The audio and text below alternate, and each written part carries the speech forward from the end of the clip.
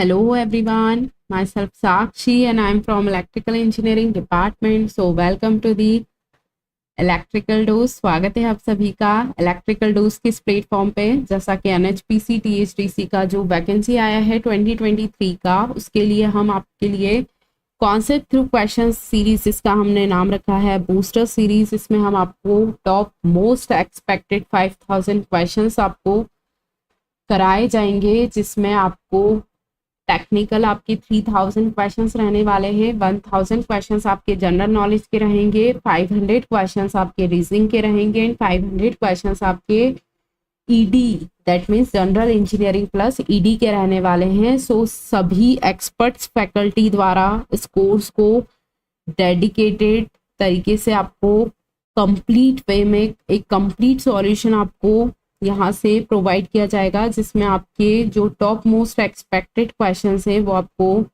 करवाए जाएंगे। साथ में आपकी लाइव क्लासेस रहने वाली है, PDF notes plus test series आपको इस कोर्स के अंदर प्रोवाइड की जाएगी। सो आप हमारे official dose electrical dose app को आप डाउनलोड कीजिए, देन आप इस कोर्स को ज्वाइन कर सकते हैं। सो हम आपको इस कोर्स के अंदर आपको जनरल अवेयरनेस ड्रिल करने वाले हैं, जिसमें हम आपको अप्रॉक्स 1000 एक्सपेक्टेड क्वेश्चंस कराने वाले हैं। सो हम सबसे पहले पॉलिटी से स्टार्ट कर रहे हैं। सो देखिएगा, आज का हमारा पॉलिटी का फर्स्ट क्वेश्चन रहने वाला है। क्या लिखा हुआ है? सो देखिएगा, फर्स्ट क्वेश्चन आपका निकल कर आ रहा है। चूंकि क्वेश्चन हिंदी और इंग्लिश दोनों में है, सो हम आपको इंग्लिश में और हिंदी में दोनों में क्वेश्चंस अवेलेबल हैं। सो हम आपको हिंदी में पढ़ाएंगे, क्योंकि अधिकतर स्टूडेंट्स की डिमांड होती है कि मैम हिंदी में पढ़ाइए आप। सो देखिएगा, फर्स्ट क्वेश्चन हमारा निकल कर आ रहा है। भारतीय संविधान तैयार करने के दौरान 1946 में सभा का संवैधानिक सलाहकार किसे नियुक्त किया गया था? तो आपसे बेसिकली क्या पूछ रहे हैं? आपसे पूछ रहे हैं कि जब आपका कॉन्स्टिट्यूशन बनाया गया था उस समय संवैधानिक सलाहकार किसे नियुक्त किया गया था।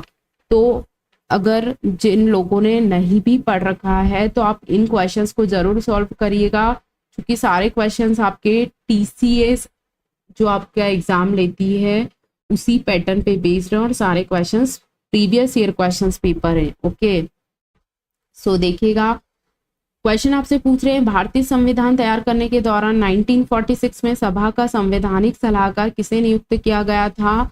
तो आपके जो संवैधानिक सलाहकार थे जो कि BN राव जी थे। Clear? So option A is your correct answer for this question. अब चूंकि देखिए, हम आपको टॉपिक इसमें स्टार्टिंग में कुछ फैक्चुअल रिलेटेड आपको डेटास मिलेंगे, उसके बाद आपको कुछ आर्टिकल्स, समितियां मिलेंगी, आपको कुछ कमिटीज मिलेंगी, उसके बाद आपके लिए हम कुछ जैसे अनुसूची, अनुच्छेद, ये सब चीज़ें जो पॉलिटी में हम पढ़ते हैं वहाँ से आपके आज क्वेश्चंस रहने वाले हैं। सो आपको क्या याद रखना है? भारतीय संविधान तैयार करने के दौरान जो हमारे संवैधानिक सलाहकार थे वो कौन थे? BN राव जी थे। So option A is your correct answer for this question. Very very important question. संवैधानिक सलाहकार किसे नियुक्त किया गया था? BN राव जी को नियुक्त किया गया था। ओके, सो याद रखना है आपको। सो चलते हैं हम आज के अपने सेकंड क्वेश्चन पे। सो देखिएगा, जहां हमें लगेगा कि हम आपको एक्सप्लेन हमें करना चाहिए वहां हम आपको जरूर एक्सप्लेन करेंगे, और आपके एक क्वेश्चन से आपके एटलीस्ट 5 क्वेश्चन रेडी होंगे। सो आप ये मत बोलिएगा कि नंबर ऑफ क्वेश्चंस बहुत कम है। ये आपके जो नंबर ऑफ क्वेश्चंस है, अगर हम एटलीस्ट 30 क्वेश्चंस हम सॉल्व करते हैं तो आपके ये जो है 60 क्वेश्चंस के इक्विवेलेंट होंगे। क्लियर? सो आप नंबर ऑफ क्वेश्चंस को काउंट ना करते हुए आप कॉन्सेप्ट पढ़िए हमारे साथ। नेक्स्ट क्वेश्चन देखिएगा, निम्न में से एक संवैधानिक निकाय नहीं है। संवैधानिक निकाय दैट मीन्स जिसका संविधान में उल्लेख किया गया है उसको हम संवैधानिक निकाय बोलते हैं, और जिसका संविधान दैट मीन्स कॉन्स्टिट्यूशन में नहीं लिखा गया है उसको हम क्या बोलेंगे कि वो संवैधानिक निकाय नहीं है। समझ आ रही है बात? अब देखिए, ऑप्शन ए वित्त आयोग। भारतीय संविधान के अनुच्छेद 280 में वित्त आयोग का प्रावधान है। ठीक है, तो वित्त आयोग तो आपका कॉन्स्टिट्यूशनल मतलब आपका दे रखा संवैधानिक निकाय है। यहाँ पूछ रहे हैं कि कौन सा संवैधानिक निकाय नहीं है। तो देखिए, वित्त आयोग आपका कॉन्स्टिट्यूशन में है, नीति आयोग और आपका ऑप्शन सी देखिएगा राष्ट्रीय अनुसूचित जनजाति आयोग, देन ऑप्शन डी देखिएगा चुनाव आयोग। तो चुनाव आयोग भी आपका संवैधानिक निकाय है, राष्ट्रीय अनुसूचित जनजाति आयोग भी आपका संवैधानिक निकाय है। आपने कहीं सुना है संविधान में कहीं लिखा है नीति आयोग के बारे में? So option B is your correct answer for this question. Very very important question. क्या याद रखना है आपको? नीति आयोग जो है संवैधानिक निकाय नहीं है। आपको याद है योजना आयोग के स्थान पर क्या लाया गया था? नीति आयोग लाया गया था। आपसे एग्जामिनर पूछ लेंगे कि नीति आयोग किसकी स्थान पर लाया गया था, तो आपको क्या याद रखना है? योजना आयोग के स्थान पर नीति आयोग लाया गया था। नीति का फुल फॉर्म क्या होता है? National institution transforming India. Okay, अगर आपसे एग्जामिनर पूछ लेंगे कि नीति आयोग के वर्तमान अध्यक्ष कौन है, तो आप क्या बोलेंगे? देखिए हम आपको एक्चुअली सारा डेटा तो नोट करवाना यहाँ पॉसिबल टू द पॉइंट नहीं है, लेकिन हम आपको जरूर बता देते हैं कि आपके जो नीति आयोग हैं, आपके जो नीति आयोग, ठीक है, नीति आयोग के अध्यक्ष आपके माननीय प्रधानमंत्री जी जो हैं वो हमारे नीति आयोग के अध्यक्ष हैं। ठीक है, तो कौन है अध्यक्ष? हमारे PM Narendra Modi ji. Okay, next question आपसे आप नीति आयोग से निकल कर आता है कि नीति आयोग के उपाध्यक्ष कौन हैं?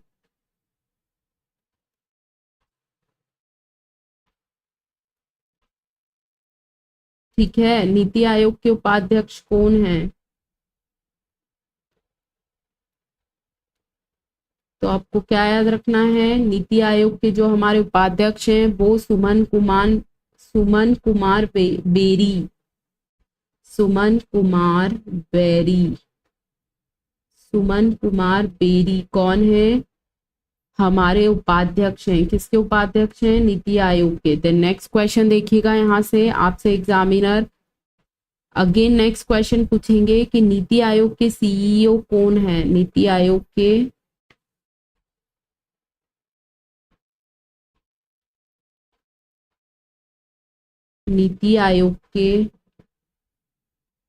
सीईओ क्या नाम है नीति आयोग के सीईओ का?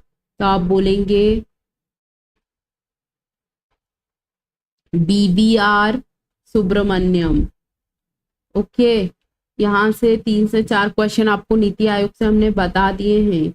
नीति आयोग किसको रिप्लेस करके आया था? योजना आयोग को। नीति आयोग के अध्यक्ष कौन है? माननीय हमारे प्रधानमंत्री जी होते हैं। नीति आयोग के उपाध्यक्ष कौन है? सुमन कुमार बेरी जी हैं। नीति आयोग के सीईओ कौन है? BVR Subrahmanyam is the CEO of NITI Aayog. Clear? I hope आपको ये बात क्लियर हो गई होगी। सो एक क्वेश्चन से हम 4 क्वेश्चन देखिए हमने कर लिए हैं। वित्त आयोग का प्रावधान किस अनुच्छेद में है? आर्टिकल 200 किसमें है बताइए? वित्त आयोग का आर्टिकल 280 में वित्त आयोग का प्रावधान है। वेरी वेरी इंपॉर्टेंट क्वेश्चन, याद रखिएगा। अभी हमारा 15वां वित्त आयोग चल रहा है, जिनके जो अध्यक्ष हैं वो कौन है? NK सिंह। अभी एट प्रेजेंट हमारे कौन से वित्त आयोग चल रहे हैं? 15वें वित्त आयोग चल रहा है हमारा। 15वें वित्त आयोग के अध्यक्ष कौन है? 15वें वित्त आयोग, 15वें वित्त आयोग के जो अध्यक्ष हैं वो हमारे NK सिंह जी हैं। कौन है?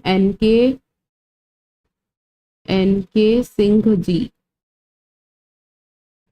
जी। ओके, सो आपको क्या याद रखना है? वित्त आयोग का प्रावधान अनुच्छेद 280 में दे रखा है। 15वें वित्त आयोग अभी चल रहा है। 15वें वित्त आयोग के अध्यक्ष जो हैं हमारे NK सिंह हैं। क्लियर? सो देखिएगा, याद रखिएगा नीति आयोग हमारा संवैधानिक निकाय नहीं है। ओके, सो चलिएगा आज का हमारा थर्ड क्वेश्चन देखिएगा। Very very important question. क्या निकल कर आ रहा है? क्वेश्चन निकल कर आ रहा है कि निम्न में से कौन सा विशेषण प्रस्तावना का भाग नहीं है? सो देखिए, आपने जैसे ही जब पॉलिटी स्टार्ट किया होगा तो सबसे पहला आपको प्रियम्बल पढ़ना होता है, प्रस्तावना पढ़ना होता है। ठीक है, तो आपका स्वतंत्रता भी होता है, संप्रभु भी होता है, धर्मनिरपेक्ष भी होता है।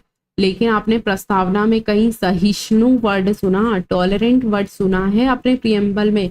नहीं सुना ना। सो आपका प्रस्तावना के भाग में कहीं भी टॉलरेंट वर्ड का व्याख्यान नहीं किया है, सहिष्णु वर्ड कहीं भी नहीं दिया है। So option number B is your correct answer for this question. Very very important question for your exam point of view. सारे क्वेश्चंस आपके प्रीवियस ईयर क्वेश्चंस पेपर्स हैं जो कि एसएससी के हैं, जिन्हें टीसीएस ही कंडक्ट करवाता है आपके सारे एग्जाम्स। तो सारे एग्जाम आप सारे क्वेश्चंस आपके टीसीएस एग्जाम पैटर्न पे बेस्ड हैं। सो बिल्कुल भी लाइटली न लेते हुए सेशन को प्रॉपरली जरूर अटेंड कीजिए। ओके, सो देखिएगा नेक्स्ट क्वेश्चन निकल कर आ रहा है, भारतीय संविधान की प्रारूप समिति में कितने सदस्य थे? अच्छा, अब आप बोलेंगे मैम प्रारूप समिति कब बनी, कहाँ किस इसके अध्यक्ष कौन थे, प्रारूप समिति में कितने सदस्य थे? तो आपको क्या याद रखना है, आपकी जो प्रारूप समिति थी उसमें 7 सदस्य थे। ओके, 7 सदस्य, क्लियर। इसके बाद नेक्स्ट क्वेश्चन निकल कर आता है यहाँ से, प्रारूप समिति को कब गठित किया गया? तो आपको क्या याद रखना है, 29 अगस्त 29 अगस्त 1947 को गठित की गई थी। क्या गठित की गई थी? प्रारूप समिति गठित की गई थी। नेक्स्ट क्वेश्चन निकल कर आता है, प्रारूप समिति के अध्यक्ष कौन थे? तो आप बोलेंगे डॉक्टर भीमराव अंबेडकर जी जो थे। क्या? भीमराव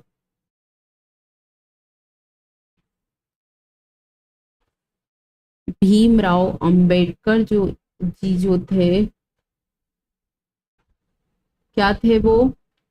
प्रारूप समिति के अध्यक्ष थे। क्लियर। तो देखिए एक क्वेश्चन से हमने 3 क्वेश्चंस पढ़ लिए। प्रारूप समिति में कितने सदस्य थे? तो आप बोलेंगे 7 सदस्य थे। प्रारूप समिति को गठित कब किया गया? तो आप बोलेंगे 29 अगस्त 1947 को गठित किया गया था। नेक्स्ट क्वेश्चन एग्जामिनर आपसे पूछेंगे कि प्रारूप समिति के अध्यक्ष कौन थे? तो आप बोलेंगे डॉक्टर भीमराव अंबेडकर जी जो थे प्रारूप समिति के अध्यक्ष थे। क्लियर। यहाँ से आपके एक क्वेश्चन से 4 क्वेश्चंस बन के आ रहे हैं। सो आपका जो भी सेशन में जितने में भी क्वेश्चंस होंगे आप उसका ड्वेल कर लीजिएगा, उतने क्वेश्चंस हम इस सेशन में कर रहे हैं। क्योंकि अगर हम 30 से 35 क्वेश्चन करते हैं तो आप अप्रोक्स मान के चलिए कि हम 80 क्वेश्चंस यहाँ से हम क्लियर कर रहे हैं। क्लियर। इसलिए आप नंबर ऑफ क्वेश्चंस ना देखकर आप ये देखिए कि आपको कॉन्सेप्ट कैसा दिया जा रहा है। सो प्रारूप समिति में कितने सदस्य थे? 7 सदस्य थे। Okay, so option number B is your correct answer for this question. Very very important question. So next देखिएगा, नेक्स्ट क्वेश्चन निकल कर आ रहा है, अगेन रिपीटेड क्वेश्चन। अभी हमने बताया ना, क्या बताया? संविधान की प्रारूप समिति की अध्यक्षता किसने की थी? कि कौन थे अध्यक्ष? अभी हमने बताया था ना, प्रारूप समिति के अध्यक्ष कौन थे? डॉक्टर भीमराव अंबेडकर जी थे। So option A is your correct answer for this question. क्या याद रखना है आपको? प्रारूप समिति में टोटल कितने सदस्य थे? 7 सदस्य थे। कब गठित की गई? 29 अगस्त 1947 को प्रारूप समिति गठित की गई थी। प्रारूप समिति के जो अध्यक्ष थे कौन थे? Doctor Bhimrao ji Ambedkar. Okay, so option is your correct answer for this question. Very very important and very very repeated question. Okay, so देखिएगा नेक्स्ट क्वेश्चन क्या निकल कर आ रहा है। नेक्स्ट क्वेश्चन आपसे पूछ रहे हैं, प्रांतीय संविधान समिति की अध्यक्षता किसने की? चूंकि आपकी कॉन्स्टिट्यूशन में कुछ समितियां निकल कर आती है तो उनकी अध्यक्ष आपसे पूछे जाते हैं। सो आपको क्या याद रखना है, आपके जो क्या प्रांतीय संविधान समिति जो थी उसके जो अध्यक्ष थे वो कौन थे? हमारे सरदार वल्लभ भाई पटेल जी हमारे क्या थे? प्रांतीय संविधान समिति के अध्यक्ष थे। So option number B is your correct answer for this question. Very very important question. Okay, बिल्कुल भी हल्के में न लीजिएगा इन क्वेश्चंस को।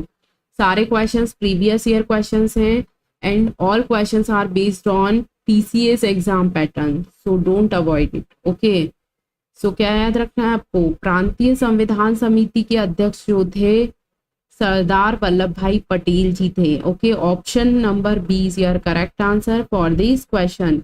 जहां हमें एक्सप्लेनेशन लगेगा हम आपको जरूर एक्सप्लेनेशन देंगे। सो देखिएगा नेक्स्ट क्वेश्चन। नेक्स्ट क्वेश्चन निकल कर आ रहा है, भारत के संविधान के द्वारा किस प्रकार की नागरिकता दी जाती है। अब देखिएगा, आप हमसे पूछेंगे कि मैम नागरिकता हमारे भारत में सबसे पहले क्या दी जाती है, एकल नागरिकता दी जाती है। दैट मीन्स क्या दिया जाता है, सिंगल सिटीजनशिप दिया जाता है।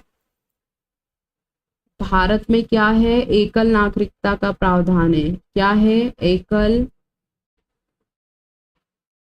नागरिकता का प्रावधान है। एकल नागरिकता का प्रावधान दैट मीन्स सिंगल सिटीजनशिप है। ठीक है, अब आप हमसे पूछेंगे कि मैम नागरिकता कहाँ दी है, तो आपको क्या याद रखना है, कॉन्स्टिट्यूशन संविधान के भाग 2 अनुच्छेद 5 से 11 में क्या दे रखा है, अनुच्छेद मतलब आर्टिकल, भाग मतलब पार्ट। ओके, तो आपका जो भाग 2 अनुच्छेद 12 से 11 में, सॉरी 5 से 11 में आपका एकल नागरिकता का प्रावधान है। आपसे नेक्स्ट क्वेश्चन एग्जाम में पूछा जाएगा कि आपका जो एकल नागरिकता है या फिर आप में जो सिंगल सिटीजनशिप है उसका कॉन्सेप्ट कहाँ से लिया गया है, तो आपको क्या याद रखना है, ब्रिटेन से लिया गया है। सो यहाँ से 3 से 4 क्वेश्चन निकल कर आएंगे। क्या निकल कर आएगा, सबसे पहला तो भारत में एकल नागरिकता का प्रावधान है। नागरिकता संविधान के भाग 2 अनुच्छेद 5 से 11 में दिया गया है, और हमारा जो सोर्स है दैट मीन्स हमारे एकल नागरिकता का प्रावधान हमने कहाँ से लिया है, तो हमने ब्रिटेन से लिया है। ये देखिए, इस क्वेश्चन से हमने 5 क्वेश्चन अपने कंप्लीट किए। क्या याद रखना है आपको, भारत के संविधान के द्वारा एकल नागरिकता दी जाती है। एकल नागरिकता का प्रावधान हमने ब्रिटेन से लिया है। भाग 2 आर्टिकल 5 से 11 में एकल नागरिकता का प्रावधान है। क्लियर। सो आपसे एग्जामिनर कुछ भी क्वेश्चन पूछ सकते हैं एकल नागरिकता से। सो आप option number A is your correct answer for this question. तो क्या याद रखना है, नागरिकता भाग 2 में दिया गया है और सिंगल सिटीजनशिप हमारे इंडिया में है। ठीक है, सो ये सारे जो भी क्वेश्चंस आपको बताए जा रहे हैं याद रखने। भारत में एकल नागरिकता का प्रावधान है, भाग 2 आर्टिकल 5 से 11 में नागरिकता का वर्णन है, और कहाँ से लिया गया है, ब्रिटेन से लिया गया है। Okay, clear. सो चलते हैं हम अपने नेक्स्ट क्वेश्चन पे। सो देखिएगा नेक्स्ट क्वेश्चन क्या निकल कर आ रहा है, संविधान सभा ने भारत के संविधान को कब स्वीकार किया था। आपसे एग्जामिनर पूछ रहे हैं कि आपका जो कॉन्स्टिट्यूशन असेंबली ने कॉन्स्टिट्यूशन को कब एडॉप्ट किया था। तो देखिए, आपसे ही आपको टू द पॉइंट याद रखना है कि 26 नवंबर 1949 को आपका क्या हुआ था, स्वीकार किया गया था संविधान को। क्लियर, बेटा सेकेंड। ये देखिए, option number A is your correct answer for this question. क्या याद रखना है आपको, 26 नवंबर 1949 को संविधान सभा ने भारत के संविधान को स्वीकार किया था। हम फिर बोल रहे हैं, हमें जहां लगेगा कि आपको एक्सप्लेनेशन करना चाहिए क्वेश्चंस का, हम प्रॉपरली आपको, भले ही उसमें टाइम लगेगा लेकिन हम आपको टू द पॉइंट आपको एक्सप्लेनेशन देंगे, और जहां एक्सप्लेनेशन का जरूरत नहीं होगा तो हम वहां अपना टाइम वेस्ट नहीं करेंगे। क्लियर। सो देखिए, भारत के संविधान को कब स्वीकार किया गया था, 26 नवंबर 1949 को। So option number A is your correct answer. All questions are based on SSC exam papers. Okay, so देखिए सारे क्वेश्चंस टीसीएस के हैं और प्रीवियस ईयर क्वेश्चंस हैं। सो बिल्कुल भी अवॉइड ना करते हुए प्रॉपर सेशन को वॉच करिए। सो चलते हैं हम नेक्स्ट क्वेश्चन पे। क्वेश्चन देखिएगा, 1967 में भारत के संविधान में राजभाषाओं की सूची में निम्नलिखित में से कौन सी भाषा को शामिल किया गया था। अब आप बोलेंगे मैम अनुसूची, दैट मीन्स आपसे ये पूछ रहे हैं कि कौन सी अनुसूची में आपने 1967 में किस आपने भाषा को सम्मिलित किया था। तो देखिए, हम आपको इसका पूरा देखिए, चूंकि हमारे संविधान में क्या है, 12 अनुसूचियां हैं, क्या है, 12 अनुसूची है। बेटा सेकंड, हम थोड़ा सा इधर लिख देते हैं ताकि आपको कहीं कोई प्रॉब्लम ना हो। ठीक है, ये देखिए 8 अनुसूची, सॉरी देखिएगा, हमारे संविधान में 12 अनुसूचियां हैं। क्लियर, कितनी अनुसूची है, 12 अनुसूची है, जिसमें से जो 8वीं अनुसूची है वो किससे संबंधित है, भाषाओं से संबंधित है। ठीक है, 8वीं अनुसूची जो है, 8वीं अनुसूची जो है किससे संबंधित है, वो हमारी भारत की 22 भाषाओं से, या फिर आप बोल लीजिए कि 8वीं अनुसूची में भारत की 22 जो भाषा है उसका उल्लेख किया गया है।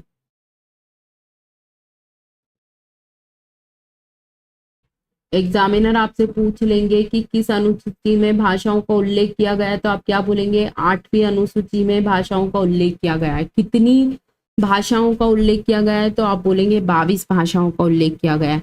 फिर आपसे नेक्स्ट क्वेश्चन निकल कर आता है कि मूल रूप से कितनी भाषाएं, मूल रूप से 8वीं अनुसूची में कितनी भाषाएं शामिल थी, मूल रूप से मतलब जब स्टार्टिंग में, तो आप क्या बोलेंगे, मूल रूप से 8वीं अनुसूची में, 8वीं अनुसूची में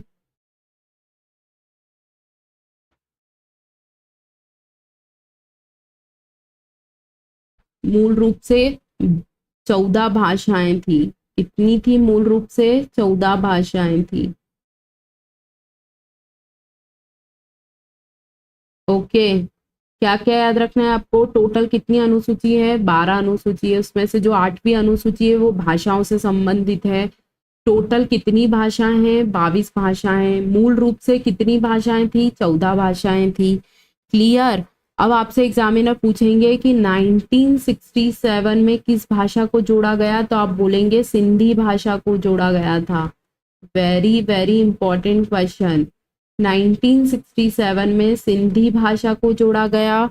उसके बाद 1992 में आपकी कोंकणी,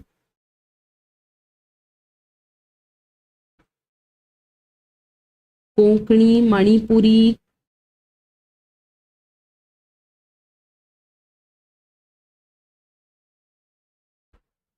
और नेपाली को जोड़ा गया।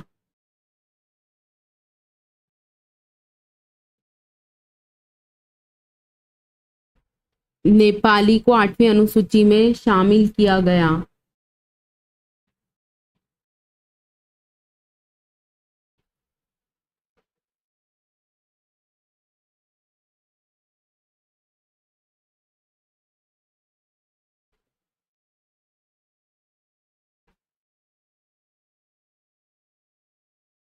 क्या याद रखना है आपको, वर्तमान में कितनी अनुसूचियां हैं, 12 अनुसूची है, जिसमें से जो 8वीं अनुसूची है भाषाओं से संबंधित है। मूल रूप से कितनी भाषाएं थी, 14 भाषाएं थी। 8वीं अनुसूची में कितनी भाषाओं का उल्लेख है, तो आप बोलेंगे 22 भाषाओं का उल्लेख है। उसके बाद एग्जामिनर आपसे पूछेंगे सिंधी भाषा को कब जोड़ा गया, तो आप बोलेंगे 1967 में। उसके बाद आपसे पूछेंगे 1992 में कितनी भाषाओं को जोड़ा गया, तो कोंकणी, मणिपुरी और नेपाली को जोड़ा गया। क्लियर। तो वर्तमान में 12 अनुसूचियां हैं, ये बात आपको याद रखनी है। तो देखिए 1967 का आपसे पूछ रहे हैं ना, 1967 में भारत के संविधान में राजभाषाओं की सूची में निम्न में से कौन सी भाषा को शामिल किया गया था। सो देखिए अभी हमने बताया ना कि सिंधी भाषा को जोड़ा गया था, तो option number B is your correct answer for this question. Very very important question. क्या याद रखना है आपको, वर्तमान में 12 अनुसूची है। 12 अनुसूची में जो 8वीं अनुसूची है वो भाषाओं से संबंधित है। कितनी भाषाओं का उल्लेख है, टोटल 22 भाषाओं का उल्लेख है। मूल रूप से कितनी भाषाएं थी, मूल रूप से 14 भाषाएं थी। सिंधी भाषा को कब जोड़ा गया, 1967 में जोड़ा गया।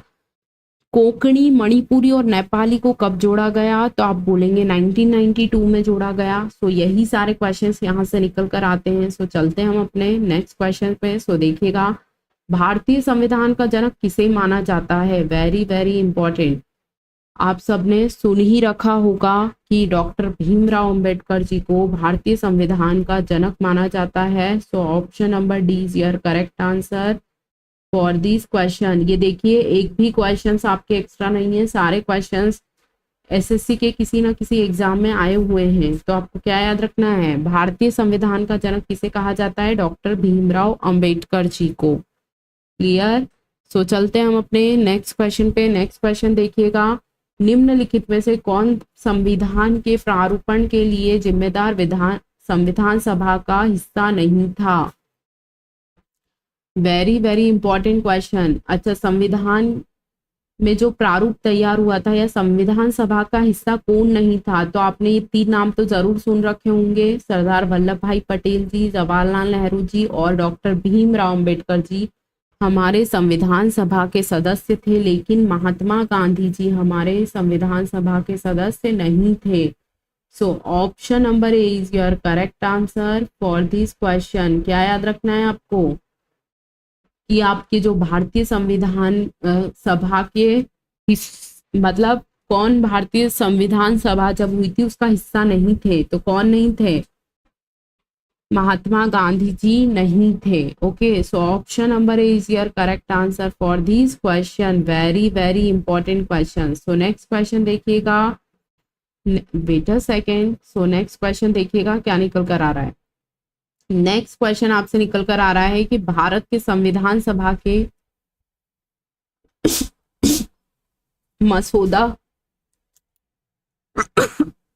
मसौदा समिति के अध्यक्ष कौन थे? Sorry for disturbance. मसौदा समिति के अध्यक्ष कौन थे? तो अभी हमने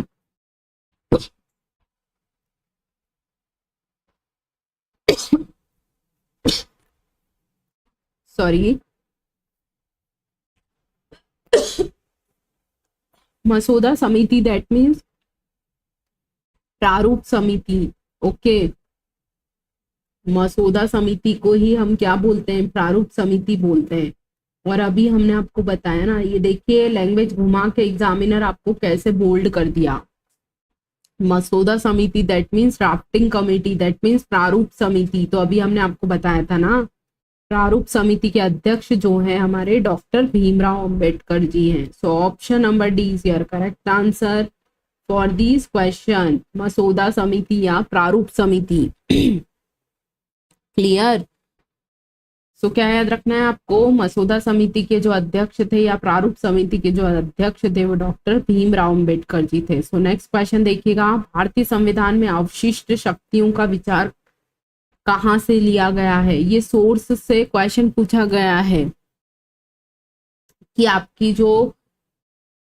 जो क्या है, आपकी जो अवशिष्ट शक्तियां हैं या आइडिया ऑफ रेसिडियल पावर्स है वो कहाँ से ली गई है? तो आपको क्या याद रखना है? कनाडा से। Very very important. Option number B is your correct answer for this question. क्या याद रखना है आपको? अवशिष्ट शक्तियों का जो विचार था वो कहाँ से लिया गया था? कनाडा से लिया गया था। ठीक है, इसी तरीके से आपसे क्वेश्चंस पूछ लेंगे कि एकल नागरिकता का प्रावधान कहाँ से लिया गया था, तो हमने आपको बताया ना, ब्रिटेन से। इसी तरीके से आपसे क्वेश्चंस पूछे जाते हैं। ठीक है, सो नेक्स्ट देखिएगा। देखिए अभी हम एक क्वेश्चन से 2 या 3 क्वेश्चंस कर रहे हैं, इसलिए बिल्कुल भी हल्के में न लेते हुए क्वेश्चंस को आप प्रॉपरली अटेंड जरूर कीजिए, सेशन को फुली वॉच कीजिएगा। क्लियर? भारतीय संविधान में न्यायिक पुनरावलोकन की शक्ति और न्यायपालिका की स्वतंत्रता का प्रावधान किस देश से लिया गया है? सो ये भी आपका पॉलिटिकल सोर्स, मतलब आपके सोर्स ऑफ कॉन्स्टिट्यूशन, मतलब न्यायिक पुनरावलोकन कहाँ से ली गई है? तो आपको क्या याद रखना है? Judicial review. ये देखिएगा लिखा है ना, आपका जो जुडिशियल रिव्यू का जो पावर है वो कहाँ से लिया गया है? तो आपको क्या याद रखना है? जो आपसे एग्जामिनर टू द पॉइंट पूछेंगे कि न्यायिक पुनरावलोकन कहाँ से लिया गया है, तो आप बोलेंगे अमेरिका से लिया गया है। ठीक है, option number D is your correct answer for this question. Very very important question. क्या याद रखना है आपको?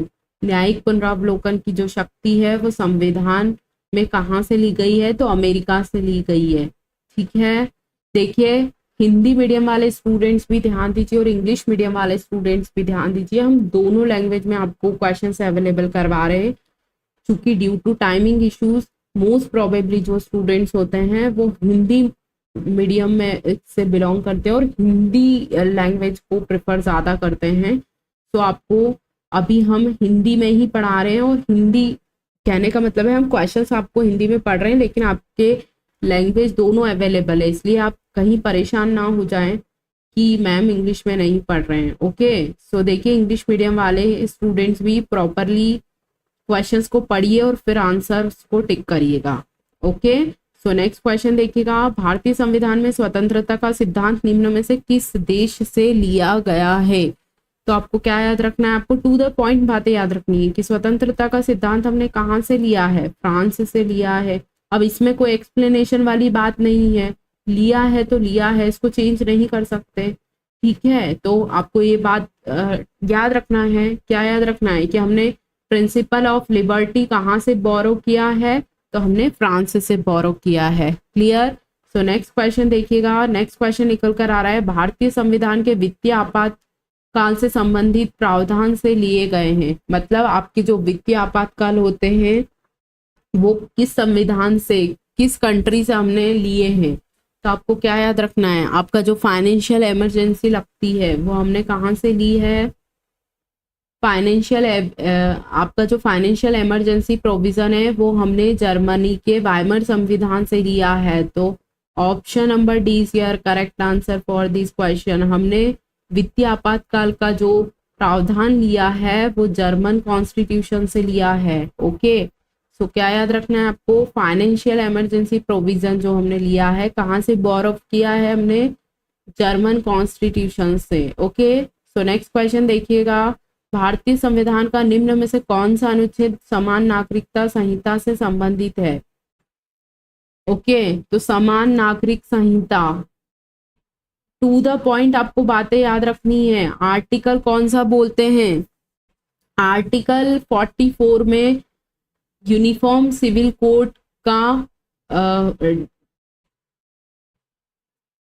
यूनिफॉर्म सिविल कोड को डिफाइन किया गया है, या फिर आप क्या बोल सकते हैं, समान नागरिक संहिता किस अनुच्छेद में लिखा गया है? यूनिफॉर्म सिविल कोड किससे रिलेटेड है? Article number 44। Very very important question for your exam point of view. So option number B is your correct answer for this question. क्या याद रखना आपको? समान नागरिक संहिता से आर्टिकल 44 रिलेटेड है। क्लियर? सो देखिएगा नेक्स्ट क्वेश्चन।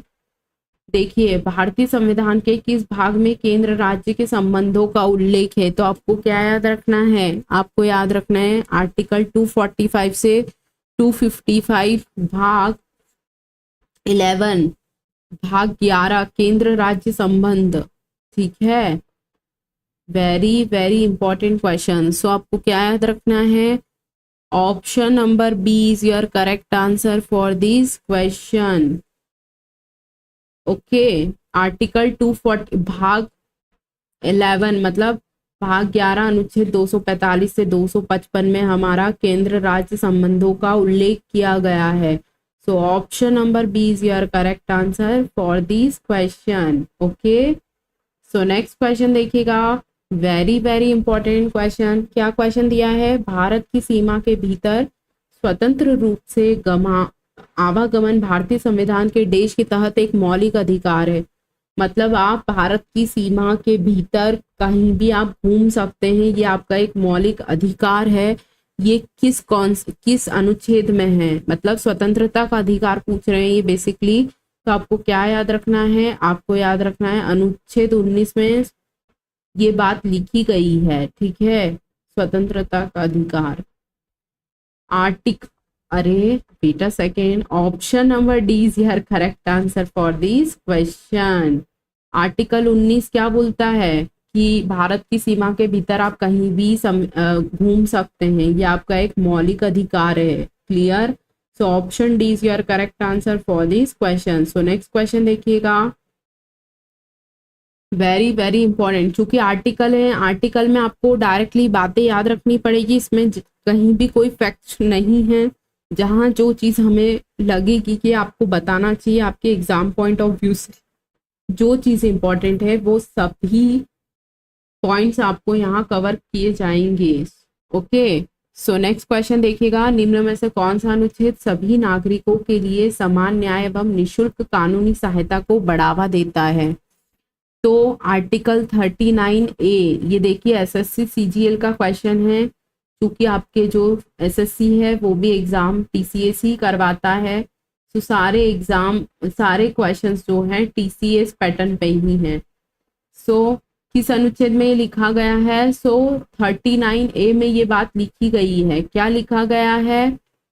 सभी नागरिकों के लिए समान न्याय एवं निशुल्क कानूनी सहायता की व्यवस्था की जाए। ठीक है, so option number A is your correct answer for this question, very very important question. Okay, so next question देखिएगा, नेक्स्ट क्वेश्चन निकल कर आ रहा है, भारतीय संविधान का अनुच्छेद देश चुनाव आयोग को संसद एवं राज्य विधानमंडल के चुनावों के पर्यवेक्षण की शक्ति देता है। मतलब बेसिकली ये हमसे क्या पूछ रहे हैं? चुनाव आयोग के बारे में पूछ रहे हैं, और चुनाव आयोग का क्या पूछ रहे हैं? अनुच्छेद पूछ रहे हैं। तो आपको ये याद रखना है, article 324 is related to about election commissioner. चुनाव आयोग से संबंधित कौन सा हमारा आर्टिकल है? 324। तो option number C is your correct answer for this question. चलिए हम चुनाव आयोग के बारे में आपको बहुत डिटेल में थोड़ा सा कुछ बताते हैं। देखिएगा, चुनाव आयोग जिसे हम क्या बोलते हैं? निर्वाचन आयोग बोलते हैं। क्या बोलते हैं?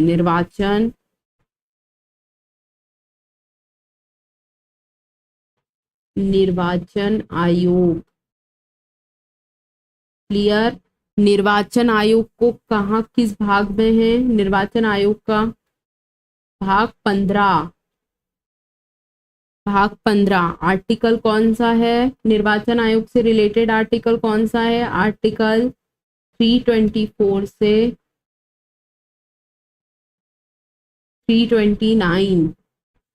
Okay, very very important. क्या याद रखना है आपको? निर्वाचन आयोग भाग 15 में है, आर्टिकल 324 से 329। निर्वाचन आयोग की नियुक्ति कौन करता है? तो आप बोलेंगे राष्ट्रपति जी करते हैं। कौन करता है नियुक्ति? निर्वाचन आयोग की नियुक्ति कौन करते हैं? तो आप बोलेंगे राष्ट्रपति जी करते हैं। ओके, इसके बाद नेक्स्ट क्वेश्चन निकल कर आएगा कि मुख्य चुनाव आयुक्त का कार्यकाल कितने वर्ष का होता है? मुख्य चुनाव आयुक्त की बात हो रही है। ओके, मुख्य चुनाव आयुक्त, मुख्य चुनाव आयुक्त का कार्यकाल कितना होता है? तो आप बोलेंगे या तो 6 वर्ष या फिर 65 वर्ष। 6 वर्ष या 65 वर्ष, जो भी पहले हो, जो भी पहले हो, या तो 6 वर्ष कंप्लीट हो जाए या फिर 65 वर्ष की उम्र हो जाए। ठीक है, जो भी पहले हो। क्लियर? तो निर्वाचन आयोग संविधान के भाग 15 में उल्लेखित है, आर्टिकल 324 से 329 में है, नियुक्ति राष्ट्रपति जी करते हैं, और मुख्य चुनाव आयुक्त का जो कार्यकाल होता है वो 6 वर्ष या 65 वर्ष, जो भी पहले हो। ओके, सो आपका क्वेश्चन क्या निकल कर आया था? आपका क्वेश्चन आपसे चुनाव आयोग का आर्टिकल ही पूछ रहे थे। So option number C is your correct answer for this question, very very important. Next question देखिएगा, नेक्स्ट क्वेश्चन आपका निकल कर आ रहा है, भारत के संविधान का कौन सा अनुच्छेद भारत के राष्ट्रपति के महाभियोग के प्रावधानों के बारे में बात करता है? आपको पता है अगर राष्ट्रपति जी को हटाना है तो उनपे महाभियोग लगता है। ठीक है, महाभियोग दैट मीन्स इम्पीचमेंट। ये देखिए आपसे डायरेक्टली क्वेश्चन पूछेंगे कि प्रोविजन फॉर इम्पीचमेंट किस आर्टिकल से रिलेटेड है? तो आपको क्या याद रखना है? Article 61 is related to provision of impeachment of president of India. Clear? क्या याद रखना है आपको? भारत के राष्ट्रपति के जो महाभियोग का प्रावधान है वो आर्टिकल 61 में दिया गया है। ठीक है, so option number B is your correct answer for this question. ठीक है, याद रखिएगा बात, राष्ट्रपति जी को हटाने के लिए महाभियोग लाया जाता है, जिसका उल्लेख जो है आर्टिकल 61 में किया गया है। So option number B is your correct answer for this question. So next question देखिएगा, भारतीय संविधान का कौन सा अनुच्छेद व्यवस्था करता है कि प्रत्येक भारतीय राज्य में एक राज्यपाल होगा? Very very important. अब देखिए, हमने कल आपको बताया था, क्या बताया था राज्यपाल के बारे में, सॉरी ये देखिएगा, हमने आपको क्या बताया था, राज्यपाल, थोड़ा सा ध्यान से देखिएगा।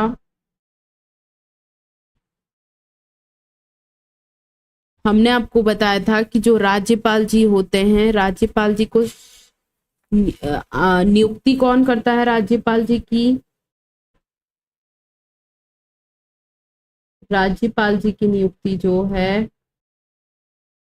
कौन करते हैं? राष्ट्रपति जी करते हैं। Is it clear? बात समझ आ रही है आपको कि राज्यपाल की नियुक्ति कौन करते हैं? राष्ट्रपति जी करते हैं। उसके बाद आपसे पूछेंगे राष्ट्रपति जी, सॉरी, आपको क्वेश्चन पूछेंगे कि राज्यपाल को शपथ कौन दिलाता है, तो आप क्या बोलेंगे?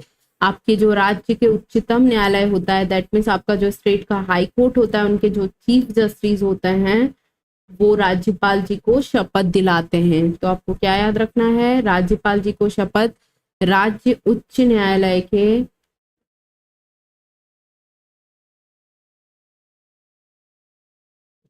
मुख्य न्यायाधीश दिलाते हैं। कौन दिलाता है? राज्य उच्च न्यायालय के मुख्य न्यायाधीश। Very very important.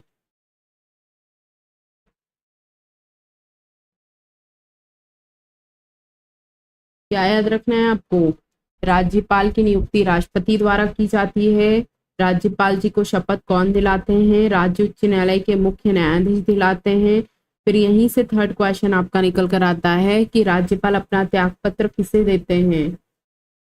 राज्यपाल जी अपना त्यागपत्र किसे देते हैं? तो आप क्या बोलेंगे? क्योंकि हम थोड़ा सा, वेट अ सेकेंड, त्यागपत्र किसे देते हैं? तो आप बोलेंगे राष्ट्रपति जी को। Very very important. तो आपको क्या याद रखना है? राज्यपाल की नियुक्ति कौन करते हैं? राष्ट्रपति जी करते हैं। राज्यपाल अपना त्यागपत्र किसको देते हैं? राष्ट्रपति जी को देते हैं। राज्यपाल को शपथ कौन दिलाते हैं? तो राज्य उच्च न्यायालय के मुख्य न्यायाधीश, दैट मीन्स आपका जो स्टेट के हाई कोर्ट के जो चीफ जस्टिस रहते हैं, हर स्टेट में अपना एक हाई कोर्ट होता है, उनके जो मुख्य न्यायाधीश होते हैं या फिर चीफ जस्टिस जो हाई कोर्ट के रहते हैं, वो राज्यपाल को शपथ दिलाते हैं। सो राज्यपाल से हमने देखे 4 क्वेश्चन अभी निकल कर आए हैं। सो वेरी वेरी इंपॉर्टेंट, आप याद रखिएगा। राज्यपाल जी की नियुक्ति राष्ट्रपति द्वारा की जाती है, त्यागपत्र राष्ट्रपति जी को देते हैं राज्यपाल, और शपथ जो होती है राज्य के हाई कोर्ट के चीफ जस्टिस के द्वारा दिलाई जाती है। तो राज्य में एक राज्यपाल होगा, ये किस आर्टिकल में लिखा गया है? सो ऑप्शन ये देखिएगा, article 153। Option number B is your correct answer. आपका भारतीय संविधान के अनुच्छेद 153 में लिखा गया है कि प्रत्येक भारतीय राज्य में एक राज्यपाल होगा। So article 153 belongs to Indian state have a governor, that means प्रत्येक भारतीय राज्य में एक राज्यपाल होगा।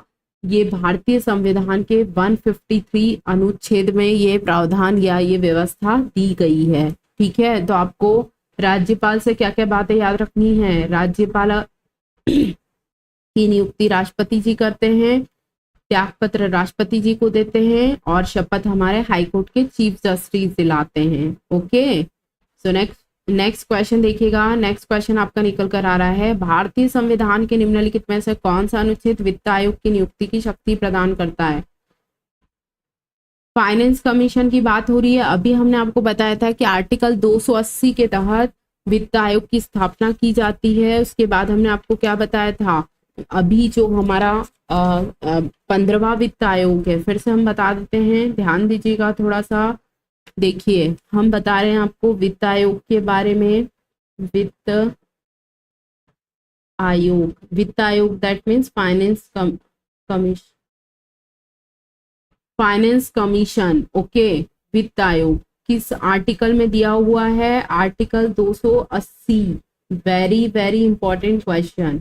इसके बाद आपसे पूछेंगे कि अभी जो एट प्रेजेंट हमारा वित्त आयोग चल रहा है वो कौन सा वित्त आयोग है? तो आप बोलेंगे 15वां वित्त आयोग है। ओके, 15वां वित्त आयोग है।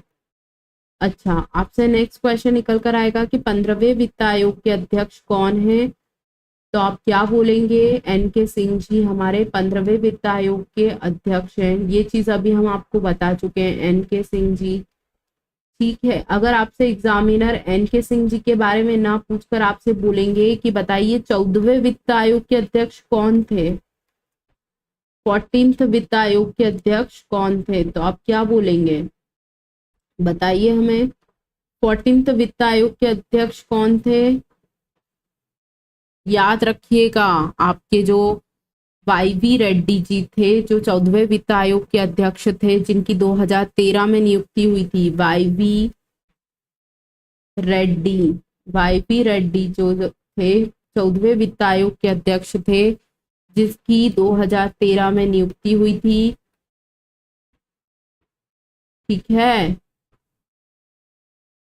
उसके बाद उनकी जो अवधि थी, किसकी? 14वें वित्त आयोग की जो अवधि थी वो कब तक की थी? 2015 से 20 तक की।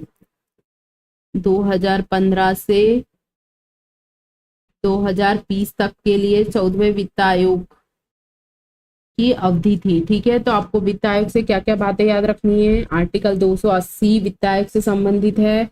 एट प्रेजेंट हमारा 15वां वित्त आयोग चल रहा है, जिनके अध्यक्ष एन.के. सिंह जी हैं। 14वां वित्त आयोग जो है वाई.वी. रेड्डी जी थे जिनके अध्यक्ष, जिनकी नियुक्ति 2013 में की गई थी, और उनकी जो अवधि थी या जो ड्यूरेशन था वो 2015 से 20 तक था। ठीक है, तो आपका क्वेश्चन क्या पूछा जा रहा है? वित्त आयोग की नियुक्ति आर्टिकल 280 के तहत वित्त आयोग का प्रावधान है। Okay, so option number D is your correct answer for this question. Very very important, याद रखिएगा, भारतीय संविधान के अनुच्छेद 280 के तहत वित्त आयोग के गठन का प्रावधान है। क्लियर? सो नेक्स्ट क्वेश्चन देखिएगा, भारतीय संविधान में कितनी अनुसूचियां हैं? तो ये हम आपको बता चुके हैं, 12वीं अनुसूची है। Very very important, option number B is your correct answer for this question. हम बता चुके हैं कि वर्तमान में हमारी 12 अनुसूचियां हैं, जिसमें हमारी 8वीं अनुसूची जो है भाषाओं से संबंधित है। टोटल कितनी भाषाएं? 22 भाषाएं। मूल रूप से कितनी थी? 14 भाषाएं थी। सिंधी को कब जोड़ा गया था? 1967 में जोड़ा गया था। अभी बताया था ना कुछ टाइम पहले। सो देखिए, ये अभी हमने शायद ये देखिए 12 अनुसूची थी। 8वीं अनुसूची में भारत की 22 भाषाओं का उल्लेख है। मूल रूप से हमारी 8वीं अनुसूची में 14 भाषाएं थी। सिंधी भाषा को 1967 में जोड़ा गया था, और 1992 में 3 भाषाओं को जोड़ा गया, जो कि कोंकणी, मणिपुरी और नेपाली। क्लियर? सो देखिएगा, 12 अनुसूचियां हमारी निकल कर आती है। So option number B is your correct answer for this question. So next question देखिएगा, भारतीय संविधान की किस अनुसूची में पंचायती राज संस्थानों के प्रावधान शामिल हैं? सो क्या याद रखना है आपको? जैसा कि हमारी 12 अनुसूचियां हैं वर्तमान में, तो ये पूछ रहे हैं कि किस अनुसूची में पंचायती राज संस्थान को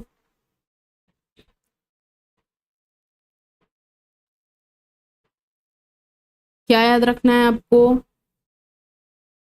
कौन से अनुसूची में आपकी पंचायती राज संस्थाओं का प्रावधान है?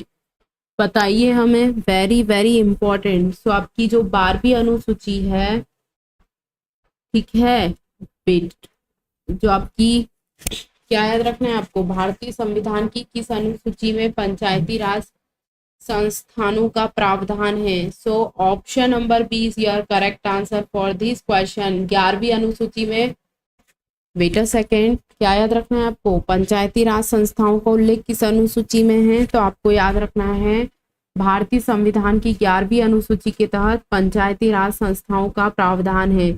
So option number B is your correct answer for this question. 11वीं अनुसूची में किसका उल्लेख है? पंचायती राज संस्थाओं का। क्लियर? सो नेक्स्ट क्वेश्चन देखिएगा, नेक्स्ट क्वेश्चन क्या निकल कर आ रहा है, भारतीय संविधान का कौन सा अनुच्छेद मौलिक कर्तव्यों के बारे में बताता है। Very very important. अब देखिए हम थोड़ा सा इसको क्या करते हैं, आपको एक्सप्लेन करके देते हैं। क्या मौलिक कर्तव्यों के बारे में हम पढ़ते हैं। सबसे पहले आपको क्या याद रखना है, मौलिक कर्तव्य। देखिएगा, वेट अ सेकेंड सर, देखिए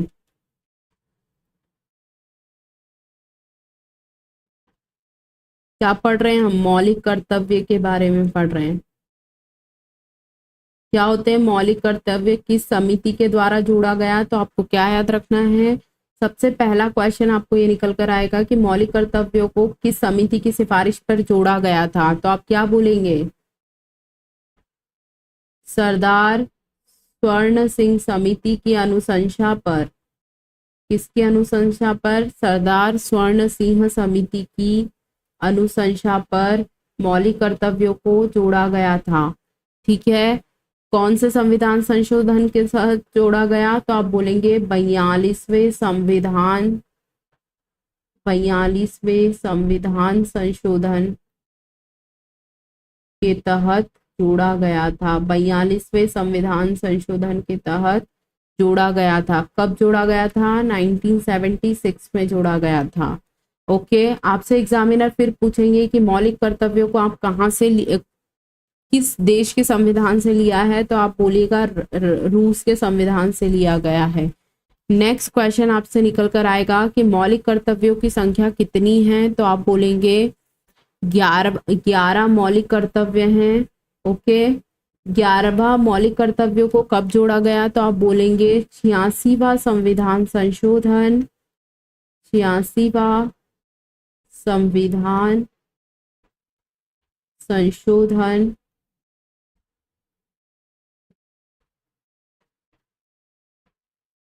2002 के तहत क्या जोड़ा गया, 11वां संविधान संशोधन जोड़ा गया, जिसमें लिखा गया कि माता पिता या उनके संरक्षक को 6 से 14 वर्ष के बच्चों को प्राथमिक शिक्षा निशुल्क उपलब्ध कराई जाए।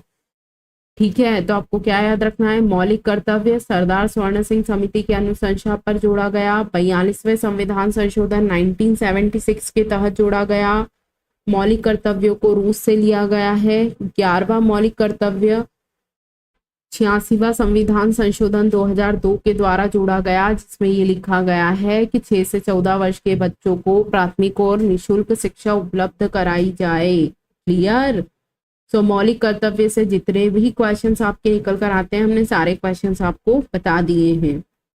सो नेक्स्ट क्वेश्चन देखिएगा, क्या इसका आंसर निकल कर आएगा, इसका आंसर निकल कर आएगा भारतीय संविधान का कौन सा अनुच्छेद मौलिक कर्तव्यों को बताता है। तो अभी हमने आपको बताया ना 51 का, option number D is your correct answer for this question. Very very important question. So option D is your correct answer for this question. So next question देखिएगा, भारतीय संविधान की 8वीं अनुसूची के अनुसार कितनी भाषाओं को अनुसूचित भाषाओं में गिना गया। क्या लिखा है, as per the 8th scheduled of the constitution of India how many language are referred to a scheduled language.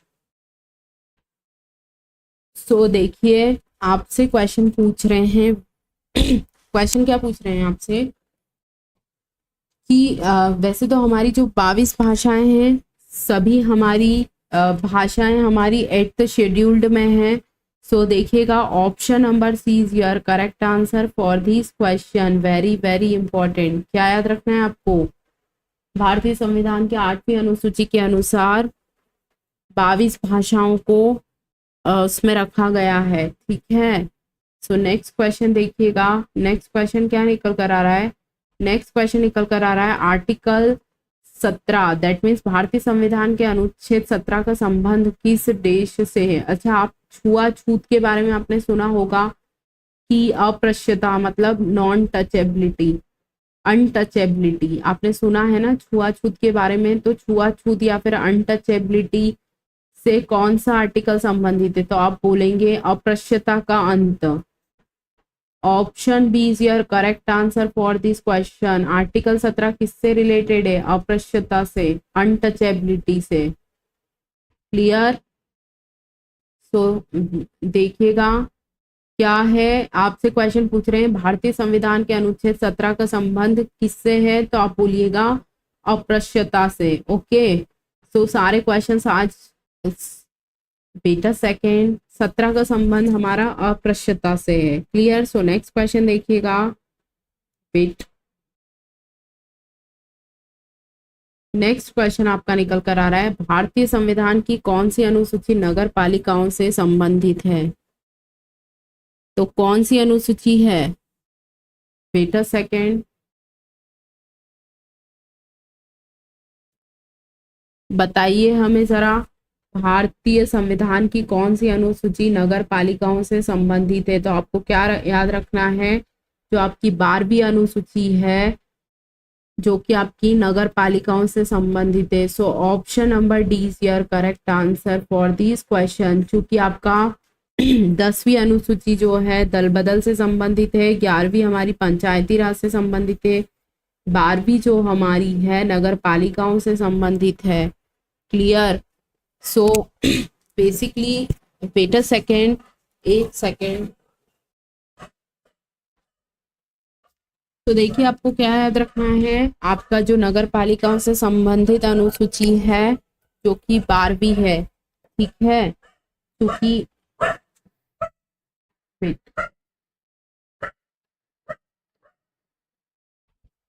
भारतीय संविधान की अनुसूची 12वीं अनुसूची में नगर पालिका से संबंधित प्रावधान है। ठीक है, आपको 12 अनुसूचियां याद होनी चाहिए सारी। 10वीं में क्या है, 11वीं में क्या है, 12वीं में क्या है, 9वीं में क्या दिया है। ठीक है, आपको आर्टिकल्स याद होने चाहिए, आपको समितियां याद होनी चाहिए कि कौन सी समिति कब गठित की गई, उसके अध्यक्ष कौन है। ठीक है, चूंकि आज हमारा फर्स्ट सेशन था बेटा सेकेंड। ठीक है, सो देखिएगा आज हमारा पॉलिटी का फर्स्ट लेक्चर था। इसी टाइप से आपको और भी क्वेश्चंस प्रैक्टिस करने हैं, क्योंकि हम भी आपको और क्वेश्चंस लेटेस्ट एग्जाम पैटर्न पे बेस्ड करवाने वाले हैं। सो देखिएगा आज हमारा फर्स्ट लेक्चर जो था, जो कि हमारा dedicated NHPC and THDC recruitment 2023 जो आया हुआ है, उसके लिए हमारा एक बूस्टर सीरीज चल रहा है जिसमें हम कॉन्सेप्ट थ्रू क्वेश्चंस पढ़ रहे हैं, जिसमें हम टॉप मोस्ट एक्सपेक्टेड हमारे 5000 क्वेश्चंस की सीरीज चल रही है। इस कोर्स में आपको live classes, PDF notes and test series available कराई जाएगी। सो जुड़िए आप हमारे ऑफिशियल ऐप के साथ, ऐप को डाउनलोड कीजिए और विजिट कीजिए NHPC THDC रिक्रूटमेंट 2023 के लिए जो आपका बूस्टर सीरीज कोर्स चल रहा है। क्लियर। सो कमेंट के माध्यम से हमें ज़रूर बताइएगा कि आपको आज का सेशन कैसा लगा, और आप बेसिकली आपको आज के क्वेश्चंस कैसे लगे, आपको हमारा समझाने का तरीका कैसा लगा। सो आप अपने कमेंट के माध्यम से ज़रूर बताइए। ओके, सो मिलते हैं हम अपने नेक्स्ट लेक्चर में। तब तक के लिए thank you students, have a good day.